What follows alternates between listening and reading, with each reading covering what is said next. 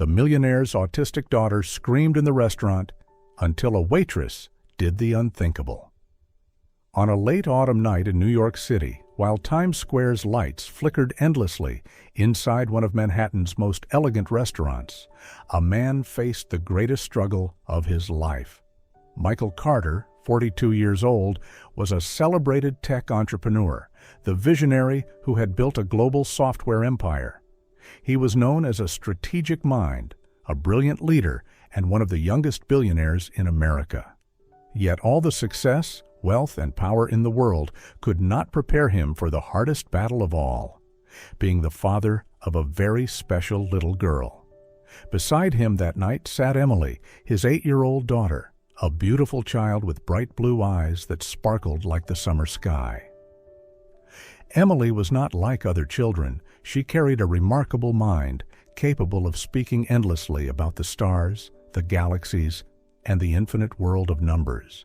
But Emily also lived with a reality that set her apart, a world filled with sounds and changes her sensitive mind could not endure. Emily was autistic. When Michael stepped into the restaurant that night, he had prepared everything: a private table, staff carefully instructed, a perfect dinner designed to keep Emily calm while impressing potential investors. He believed he had covered every detail, but deep down, Michael always knew that with Emily, the smallest disruption could shatter even the most careful plan. That evening, Michael carried into the restaurant not only the hope of a successful meeting with potential investors, but also a fragile wish that Emily might sit through the meal, enjoy her food, and avoid being overwhelmed by the world around her. Emily had always been a mystery to Michael. She could recite the names of hundreds of stars, solve math problems well beyond her grade level, yet she could not endure sudden noises or any disruption to her daily routine. A spoon set in the wrong place, a light bulb shining too brightly, or an unfamiliar voice could send her world spiraling out of control. When Emily was 4, her mother walked away. She could not bear the pressure of raising a child who was different. From that day on, Michael became everything: father, mother, protector. He tried his best, hiring top specialists, exploring the latest therapies. But no matter how many techniques he learned, when Emily's meltdown struck, he always felt powerless. That night in the restaurant, Michael sat beside Emily, soothing her with stories about the universe, her greatest passion. At first, everything seemed steady. The investors smiled, the meal flowed smoothly. For a brief moment, Michael dared to believe that perhaps this time his plan would work. Then a sharp crash tore through the air. A waiter had accidentally dropped a tray of crystal glasses. The shattering sound struck Emily's mind like lightning. In an instant, her face changed. Emily began trembling, clutching her ears tightly, her body rocking violently. Small whimpers escalated into piercing screams that echoed across the elegant dining room. Every gaze turned toward them. Michael bent down quickly, wrapping his arms around his daughter, whispering the comforting words he had practiced for years. But this time, nothing worked. Emily was trapped in a storm of sensations, screaming, pounding her hands on the table, tears streaming down her cheeks, as if trying to escape a pain she could not explain. The restaurant froze. Guests whispered, a few shook their heads in irritation. The staff stood helpless, unsure how to act. The investors struggled to keep polite expressions, but their discomfort was plain in their eyes. Michael felt heat rising to his face. Not because of Emily, he had never been ashamed of her, but because of the ignorance surrounding them. He was a man who controlled everything: million-dollar deals, intricate business strategies. Yet in the face of his daughter's suffering, he was utterly powerless. At that moment, Michael knew he could not go on. He considered scooping Emily into his arms and leaving, abandoning the stairs and the dinner entirely. But just as he prepared to rise, a small figure began walking calmly toward their table. It was a young waitress, her brown hair tied neatly at the back, her eyes shining with a calmness Michael had never seen in anyone during moments like this. Her name was Sarah Thompson. At 25, she might have seemed like just another waitress in an upscale restaurant. But behind the uniform, she was a senior psychology student at New York University, specializing in children with special needs. By day, she studied relentlessly. By night, she worked shifts to support herself. From the moment Michael and Emily had walked into the restaurant, Sarah had noticed them. The careful way the father guided his daughter, the way he controlled every small detail of their surroundings. It told her this was not an ordinary evening. And when the sound of shattering glass echoed, she did not see a spoiled child disturbing the guests.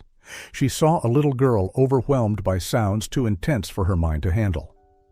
Without asking permission, Sarah quietly walked toward Michael's table. Ignoring the glances of her coworkers and the murmurs of irritated customers, she slowly knelt down to meet Emily at eye level. She didn't touch the girl, didn't rush to speak. Instead, Sarah began to breathe, deep, visible, rhythmic breaths for Emily to see. That simple act seemed to carve out a pause in the storm. Emily hesitated, her tearful eyes shifting toward Sarah. Seizing the fragile moment, Sarah gently pulled from the pocket of her apron a small piece of multicolored fabric, its surfaces varied, smooth, rough, soft. It was a sensory tool she always carried, part of her studies and practice. She placed it on the table, not forcing Emily to take it. She simply remained there, breathing steadily, offering herself as an anchor of peace. The restaurant fell into silence as everyone watched. Michael stood frozen, hardly believing his eyes. In all these years, no one had ever approached Emily during a meltdown with such naturalness, such instinctive understanding. Gradually, Emily's screams softened. She was still trembling, but her eyes, curious and hesitant, locked onto the little square of fabric on the table. After a long pause, she stretched out a trembling hand, brushing it lightly. The predictable, controlled texture gave her a sense of relief. The murmurs in the restaurant faded. Around their table, the world seemed to shrink, leaving only a bubble of calm where three lives quietly connected. As the room slowly regained its rhythm, Sarah stood up, gently reassuring Michael that Emily would be fine. Her words did not sound like those of a waitress, but rather like someone who deeply understood the world Michael had been struggling with for years. Michael was speechless. His eyes overflowed with amazement and gratitude, mixed with disbelief that a young stranger could do what so many experts had failed to achieve. He longed to ask her countless questions, but Sarah simply smiled softly and returned to her duties, leaving father and daughter in a rare circle of peace. That night, back in his quiet Upper East Side apartment, Michael could not stop thinking about Sarah. The image of her kneeling down, patiently breathing with Emily, and the way his daughter gradually calmed as if by magic, it all clung to his mind. Over the years, he had met doctors with prestigious degrees, specialists renowned nationwide. Yet none had approached Emily with such sincerity and simplicity. A week later, Michael returned to the restaurant. This time, there was no business dinner, no pressure from judging eyes, just a quiet meal between father and daughter. Deep down, he only wanted to know, was that night a fortunate accident, or did Sarah truly have a rare gift? The moment they walked in, Sarah recognized them immediately. Her face lit up with a genuine smile, effortless and warm. She approached their table as though greeting old friends. What astonished Michael most was Emily. A child who usually avoided strangers now looked directly at Sarah, her eyes reflecting recognition. Then, in a rare whisper, Emily said, "Hi." Just 2 short letters, but for Michael it resounded like music. He could hardly believe his daughter had initiated words with another person. Sarah knelt down, smiling at Emily. "I'm so glad to see you again." Emily gave a small nod, then pulled from her pocket the little fabric square Sarah had given her that night. She held it like a treasure, pressed it to her cheek, and whispered, "I like this." Michael froze. For years, Emily had rarely expressed her feelings outwardly. Yet here, with Sarah, she not only spoke, but shared a glimpse of her inner world. Throughout the meal, Sarah passed by their table several times, not only to serve, but to engage with Emily. She showed her how to fold napkins into birds, explained why the restaurant lights glowed in warm yellow instead of harsh white. Emily listened intently, occasionally even smiling, a rare gift from a child so often withdrawn. Michael sat in silence, watching, his heart filling with something he thought he had lost: hope. Perhaps, he thought, Emily was not a door locked away from the world. Perhaps she only needed someone who knew how to knock with the right rhythm. And Sarah, with her natural grace and warm heart, had done just that. After that evening, Michael knew he could not let the opportunity slip away. A week passed, then two, yet the image of Sarah and her calm, gentle presence lingered vividly in his mind. It wasn't only because she had helped Emily through a meltdown, but because she had done what no one else had. She had reached his daughter's heart. One afternoon, after taking Emily to Central Park, Michael returned to the restaurant, waiting until Sarah finished her shift. When she stepped out the door, he approached, his voice sincere. "Thank you for what you did for Emily. I've never seen her trust someone so quickly. I want to ask if you would consider helping us more." Sarah looked surprised, but her eyes softened. "I only did what I knew. I'm still learning. I'm not a professional yet." Michael shook his head. "You did what many professionals couldn't. I don't need a degree. I need your heart and your understanding." His request left Sarah speechless. For years, she had dreamed of becoming a therapist for children with special needs, but reality forced her to work nights, struggling to pay tuition. Michael's invitation was more than a job. It was a door opening toward the dream she had always carried. After a few days of reflection, Sarah agreed. They began with short sessions a few times a week. Sarah didn't come as a specialist, but as a companion. She taught Emily simple techniques: deep breathing, using color cards to express emotions, creating quiet corners where she could self-soothe. At first, Emily resisted. She was used to rejecting any attempt to reach her, but Sarah never pushed, never forced. She simply showed up, patient, gentle, respectful of Emily's unique rhythm. And slowly, piece by piece, the locked door began to crack open. Michael watched quietly, astonished to realize he too was changing. He was no longer just the father who feared every meltdown, but a man learning to see the world through Emily's eyes. Sarah was not only teaching Emily, she was teaching him that instead of shielding his daughter from the world, he had to prepare the world to embrace her. One evening, when Emily completed a small exercise Sarah had given, using a color card to say, "I'm sad," instead of screaming, Michael felt his throat tighten. To anyone else, it might have seemed insignificant, but to him, it was nothing short of a miracle. This new beginning was not only for Emily, it was for Michael as well. Deep inside, a fragile faith was awakening. For the first time in years, perhaps they were no longer alone in this journey. The following months unfolded with moments Michael once believed could only exist in dreams. Emily began to change, not because someone wanted her to be normal, but because for the first time, there was someone truly listening to her inner world. That someone was Sarah. At first, the progress was small and slow. Emily learned to use the color cards Sarah had made.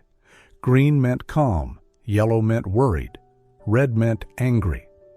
Instead of crying or screaming, she began to hold up a card, sometimes with trembling hands, but clear enough. For Michael, it was like a doorway opening. He could finally understand his daughter's emotions before they erupted into chaos. Sarah also taught Emily the star breathing technique, tracing an imaginary star in the air with her finger, each line paired with a deep breath in or out. Emily loved the game, and gradually she began to use it to calm herself whenever she felt overwhelmed. One day, when the classroom lights suddenly shifted and upset her, instead of screaming, Emily quietly stepped to the corner, raised the yellow card, and began her star breathing. Michael stood frozen, watching. He had never seen his daughter face discomfort with such composure. But the greatest change was not just in skills, it was in how Emily began to see herself. With Sarah, she was never treated as someone broken. She was seen as unique, with her own intelligence and sensitivities. Sarah often told her, "Your brain isn't broken, it just processes the world differently." One evening, after finishing a small exercise, Emily walked up to Sarah. She wrapped her arms tightly around her and whispered, "Thank you for showing me my brain isn't broken. It's just different." Sarah's throat tightened as tears filled her eyes.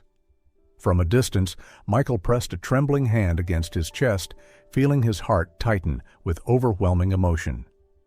That simple yet powerful sentence felt like the opening of a new chapter for all three of them. From then on, Emily began showing curiosity about the outside world. She shared with Sarah her favorite constellations, even teaching her how to recognize Sirius and Polaris. Sarah listened intently, sometimes pretending not to know, so Emily could explain further. The smile that lingered on Emily's face was the clearest proof of her progress. Michael noticed another change as well. Emily was beginning to trust adults. In the past, she had clung only to him, rejecting any outside contact. But with Sarah, she gradually opened her heart. That trust was not only invaluable for Emily, but also healing for Michael himself, the man who once believed no one in the world could truly understand his daughter. Day by day, small moments accumulated into something miraculous. Emily wasn't becoming a normal child by society's standards. She was becoming herself, stronger, more confident, and most importantly, aware that she was not alone. It wasn't only Emily who was changing. Michael, too, was beginning a profound transformation he had never anticipated. In the past, Michael believed his greatest responsibility was to shield Emily from the outside world, a world loud, harsh, and full of judgment. He made detailed plans, controlled every meal and every outing, always ready to scoop her up and leave at the slightest incident. He thought that was enough, that loving his daughter meant keeping her away from harm. But Sarah gently shifted his perspective. Through each session, Michael realized that love wasn't a cage of safety, but a bridge leading his daughter into real life. He learned to recognize the triggers that heightened Emily's anxiety, not to avoid them forever, but to help her face them in safe, manageable ways. He began noticing details he once overlooked: the roar of hand dryers in public restrooms, the glare of fluorescent lights, the overpowering smell of food. Together with Sarah, he found ways to turn those overwhelming moments into experiences Emily could endure, even adapt to. Strangely, as he focused on understanding Emily, Michael noticed he was changing too. He grew less impatient, less controlling, and more willing to listen, not only to his daughter, but to his own heart. Each evening, watching Emily study with Sarah, her eyes glowing with excitement, Michael felt something stir inside him. It wasn't just gratitude, it was respect, admiration for a young woman who had accomplished what he had once desperately sought. And from that respect, a quiet affection began to grow, even as Michael tried to bury it. He knew this was not the time to think of himself. Emily was still his only priority. Yet each time he saw Sarah kneel to listen with unconditional gentleness, or heard Emily's laughter ring out because of Sarah's playful clumsiness, Michael felt something within him begin to heal. Slowly, he no longer felt alone. Once, he had thought of himself and Emily as two against the world. Now, with Sarah, he felt he had a true ally, not a replacement, but a compliment, someone who entered Emily's world with respect and patience. One late night, after tucking Emily into bed, Michael sat in the dim living room. He thought of the path behind him, the desperate nights when no one understood Emily, and now the present, when his daughter smiled more, trusted more. And he realized that he too was relearning how to be a father, not merely to protect, but to prepare his daughter to step into the world on her own steady feet. In the months that followed, the relationship between Michael and Sarah gradually went beyond gratitude. They shared simple dinners, long conversations about Emily's future, and moments of silence filled with understanding. Emily also grew closer to Sarah. The girl laughed more, shared more, and sometimes even unconsciously held Sarah's hand while walking, as if she had found safety there. But then a figure from the past appeared, bringing storms Michael never expected. Then, without warning, a ghost from the past returned. Rebecca, Emily's biological mother, appeared after 4 years of silence.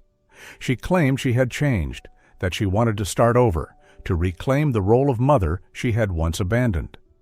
At first, Michael did not believe her, but Rebecca insisted on staying in the house, and for Emily's sake, he agreed. As soon as Rebecca returned, Sarah began to keep her distance. She refused invitations, using her studies as an excuse. Michael noticed, but did not stop her. He understood Sarah did not want to interfere while the biological family reunited. Yet it was precisely this absence that threw Emily into panic. The girl became irritable, struggled to sleep, and often withdrew into silence. The progress Sarah had helped build seemed to shatter. One evening, Emily screamed, tears streaming down her face. "I want Mommy Sarah. I don't want Mommy Rebecca." Rebecca froze, trying to step closer. "Emily, I'm sorry. I know I was wrong, but I'm still your mother. I've changed. Please give me a chance." Emily trembled, covering her ears, crying out. Michael quickly held his daughter and took her to bed. When Emily finally slept, he went downstairs to confront his ex-wife. "Do you know what you've done, Rebecca?" Michael's voice was taut like a string ready to snap. "You abandoned Emily when she was just 4. You ran after your lover, leaving me with a child who woke in terror every night. And now, when everything was finally stabilizing, you come back and destroy it all." Rebecca flushed but protested. "I'm her mother. I have the right—" "Right?" Michael cut her off, eyes blazing. "The right to be a mother doesn't come from blood. It comes from presence, from daily love. Emily has found that in Sarah, not you. You say you want to be her mother? You had your chance, and you threw it away." Rebecca's voice broke. "Michael, please give me a chance." Michael interrupted, eyes bloodshot. "There are no more chances. I will finalize the divorce. Tomorrow morning, leave this house. Emily doesn't need a mother in name only. She needs a real mother, and that is Sarah." The argument woke Emily. She rushed out, breath quick, hands trembling. At first, the familiar panic seized her. She covered her ears, screaming. Michael panicked and moved to hold her, but then something miraculous happened. Emily stopped herself, took a deep breath, and traced a star in the air, the technique Sarah had taught her. The room fell silent. Rebecca stared at her daughter, bewildered.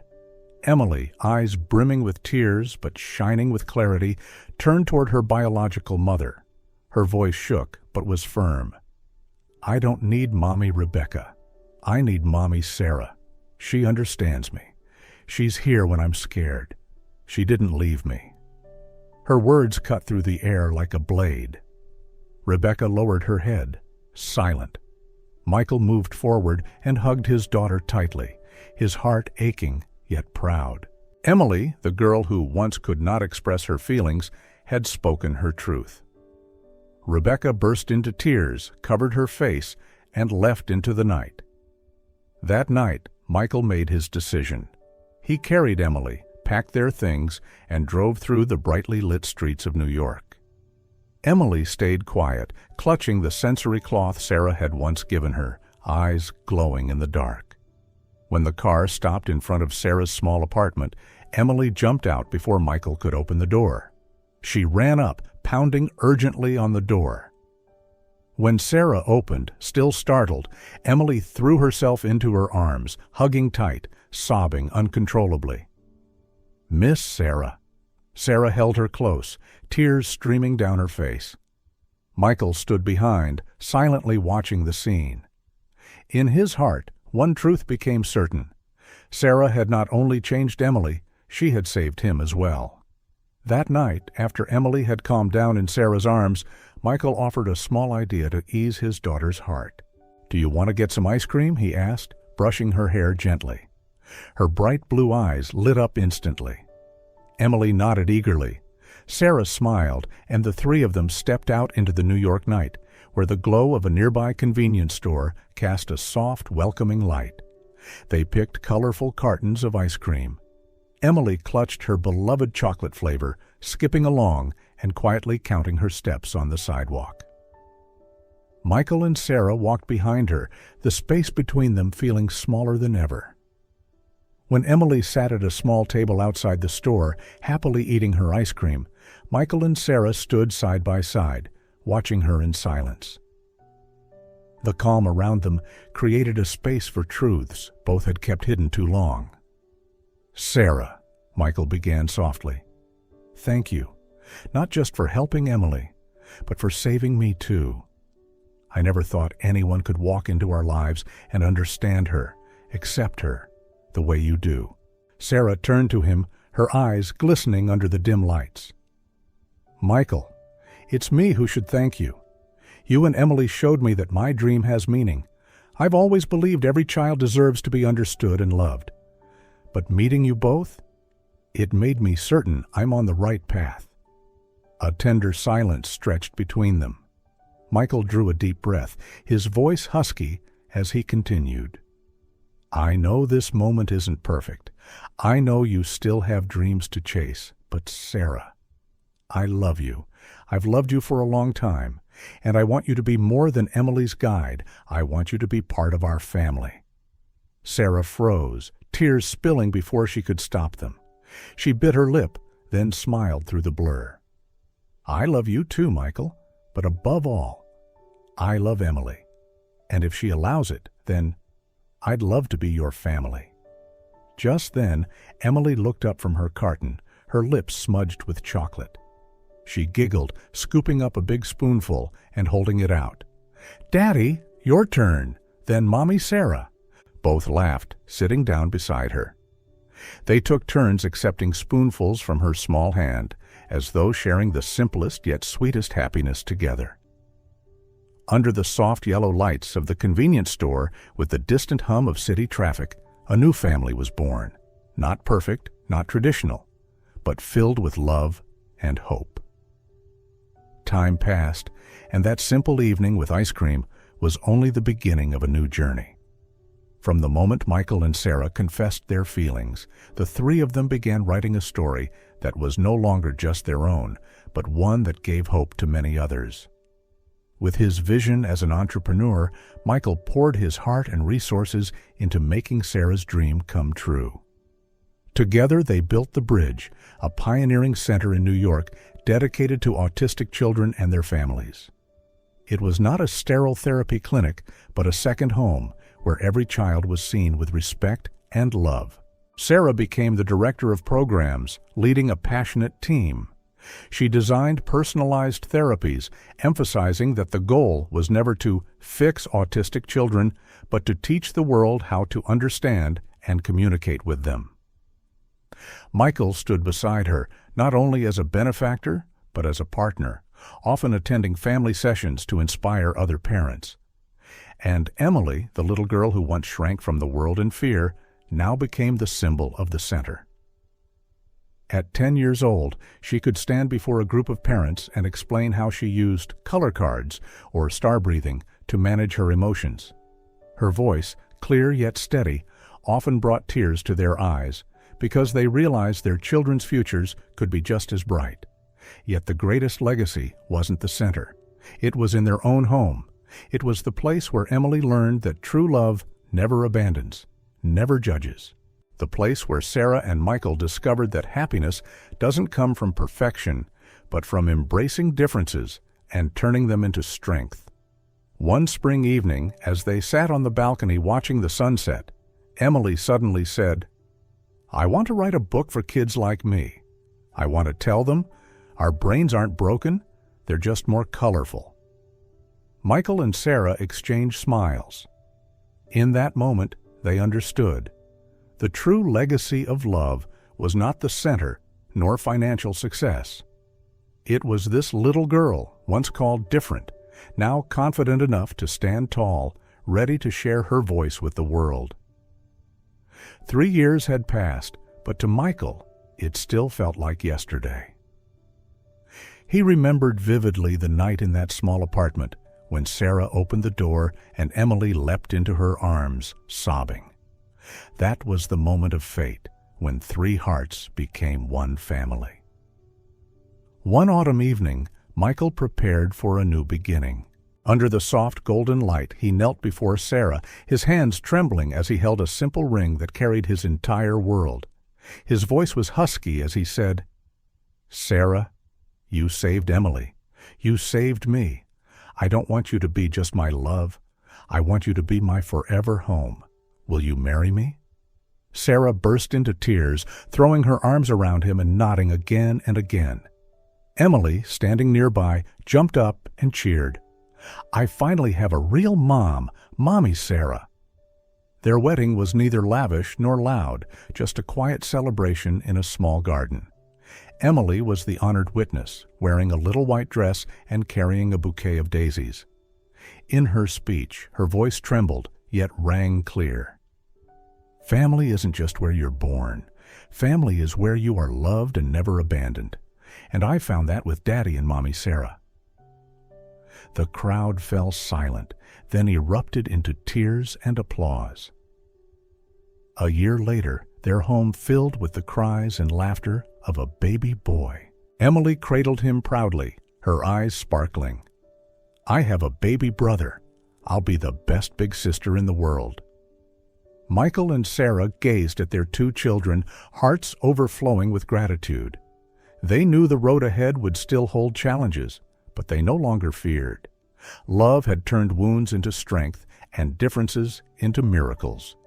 One weekend afternoon, they strolled through the city and paused in front of the little ice cream shop where it had all begun.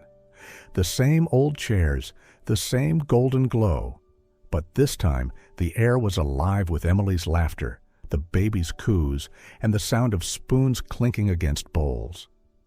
A once fragile circle had become whole. Emily sat in the middle, spoon-feeding her baby brother with one hand and offering spoonfuls to her parents with the other. All 4 laughed together, as if the world around them had vanished, leaving only their small yet eternal circle. Michael held Sarah's hand and whispered, "I once thought love wasn't real, but you proved it can do more than change a life. It can build an entire world." Sarah smiled, resting her head on his shoulder.